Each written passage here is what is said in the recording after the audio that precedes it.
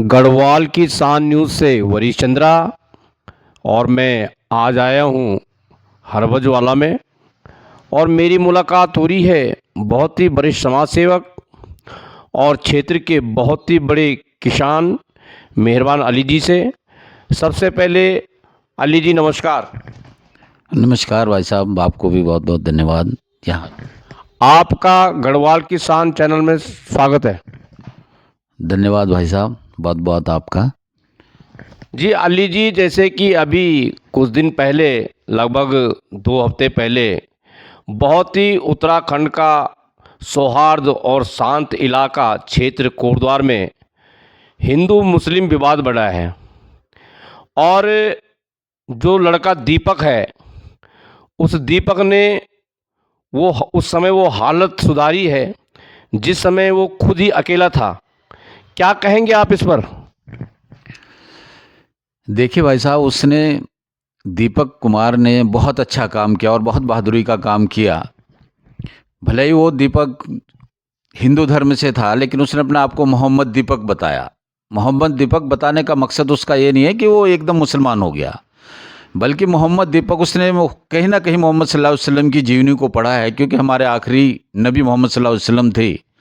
और उनका जो जीवन परिचय है, उससे गैर ईमान वाले भी ईमान में दाखिल हुए। उनके हर काम में बहुत बेहतराई थी। उन्होंने नमाज पढ़ने के टाइम पे भी इंसाफ किया, लोगों के लिए अच्छे काम के लिए प्रेरित किया और अच्छे काम की सलाह दी। उन्होंने यही सोच के दीपक कुमार ने अपने आप को मोहम्मद दीपक बताया, कि क्योंकि वो इम्प्रेस हुए हैं मोहम्मद सल्लल्लाहु अलैहि वसल्लम की जीवनी से। और जो काम उन्होंने किया, बहुत इंसानियत का काम किया। हर एक इंसान को ऐसा काम करना चाहिए। बहुत सारे ऐसे दीपक हैं जो अपने अंदर मादा तो रखते हैं, लेकिन हिम्मत नहीं जुटा पाते। दीपक कुमार ने जो हिम्मत जुटाई, वो इंसानियत का परिचय है।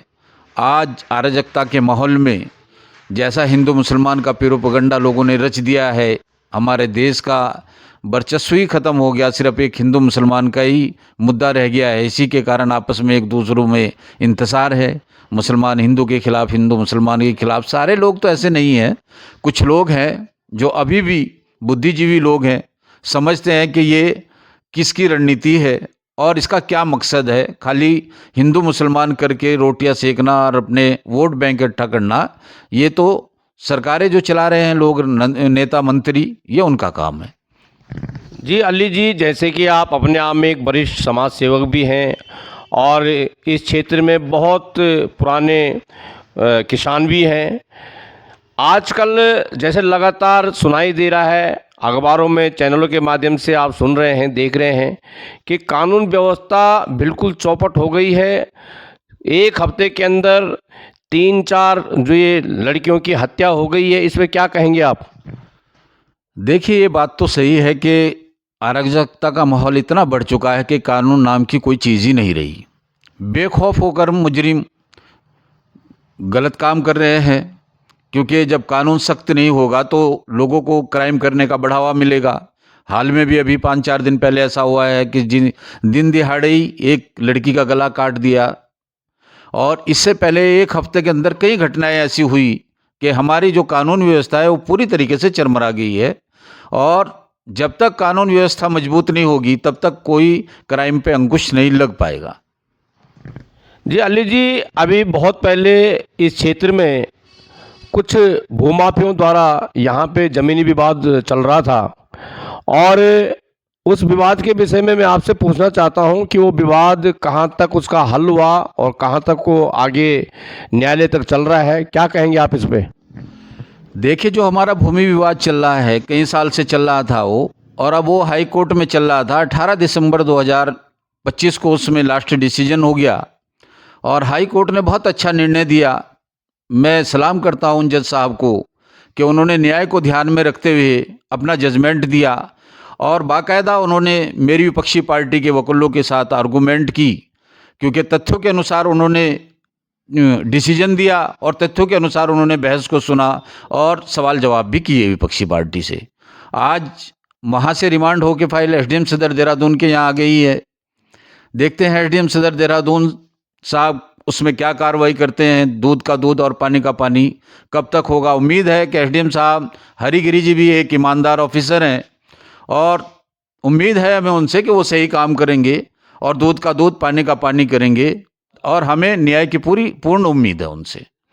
जी अली जी, जैसे कि जो क्रेता हैं, विक्रेता हैं, जिन्होंने ज़मीन खरीदी है, जिन्होंने ज़मीन बेची है, क्या वो लोग आप तक संपर्क साध रहे हैं?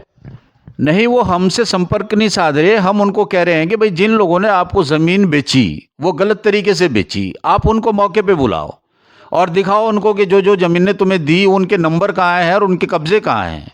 अब वो लोग उन लोगों को तो कुछ कह नहीं रहे, वो उल्टा हमारे साथ ही झगड़ा कर रहे, कभी हमारे खिलाफ कंप्लेंट दे रहे।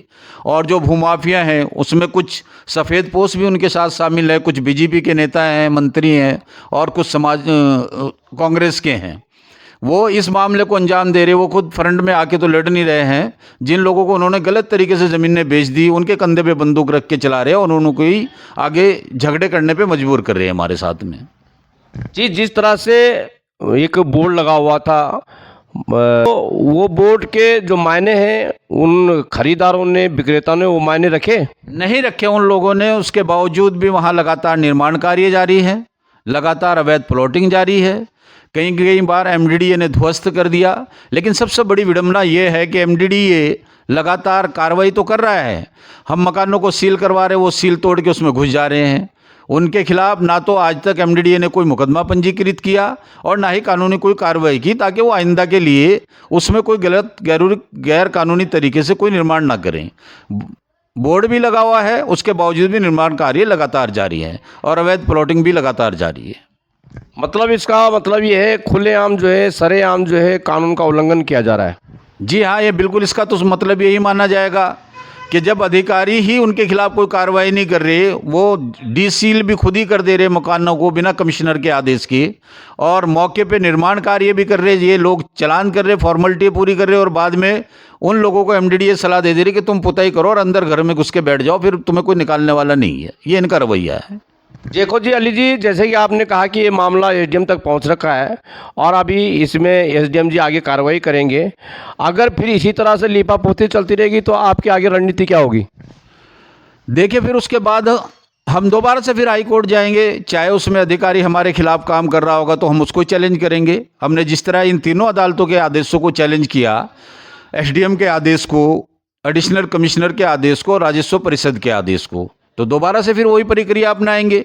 जमीन पे तो हम काम होने नहीं देंगे, चाहे इसके लिए हमें अपनी जान ही क्यों ना देनी पड़े। जबकि भूमाफिया तो चाह रहे कि किसी तरीके से इन्हें गाड़ी से कुचल के मरवा दो दोबारा से, क्योंकि जमीन के मामले में एक बार मेरा पहले सुलेमान अंसारी ने अपहरण करवाया, उसके बावजूद फिर उसके अपने भतीजे से मेरा एक्सीडेंट मरवाया फॉर्च्यूनर कार से। लेकिन अगर मुझे ईश्वर ने बचाया है तो मेरे हक के लिए बचाया है, और आज अगर मैं जो अपनी हक की लड़ाई लड़ रहा उसे मैं 100% जीतूंगा जब तक जिंदा हूं, और लगातार लड़ूंगा। चलिए, आज आप देख रहे हैं गढ़वाल किसान न्यूज़, और अली जी आपका चैनल को समय देने के लिए बहुत बहुत धन्यवाद। धन्यवाद आपका भी, क्या आपने मुझे अपना कीमती समय दिया और मेरी बात को जनता तक पहुंचाने का एक रास्ता बनाया। और मैं भी कोशिश करता हूं कि जनता तक बात पहुंचे, सही को सही कहा जाए और गलत को गलत कहा जाए।